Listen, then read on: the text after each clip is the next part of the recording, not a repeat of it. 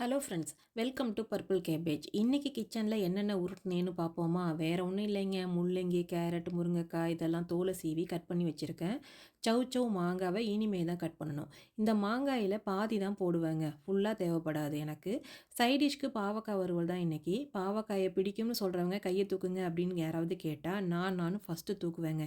யாரை கேட்டாலும் பிடிக்காதுன்னு சொல்கிற பாவக்காய் கசப்பு எனக்கு ரொம்ப பிடிக்கும். அது ஏன்னு தான் எனக்கு தெரியல. 6 சுவையில் மற்ற சுவைகளை அடிக்கடி சேர்த்துக்கிற மாதிரி கசப்புனா லிஸ்ட்டில் ஃபஸ்ட்டு இருக்கிற பாவக்காயை வாரம் ஒரு முறையாவது சமைச்சு சாப்பிட்டிங்கன்னா உடம்புக்கு நல்லது தானே. என்ன நான் சொல்கிறது கரெக்டு தானே? கரெக்டுன்னு நினைக்கிறவங்க லைக் பட்டனை தட்டுங்க. தாளிக்கிற கடுகு உளுத்தம் பருப்பு தீந்து போச்சு, அப்படியே ரீஃபில் பண்ணி வச்சுக்கிட்டேன். அப்புறம் சன்ஃப்ளவர் ஆயிலை கேனோட ஊற்றும் போது அது இஷ்டத்துக்கு ஊற்றி சமையலில் எண்ணெய் நிறைய ஊற்றிடுது. நம்ம கண்ட்ரோல்லே இல்லை.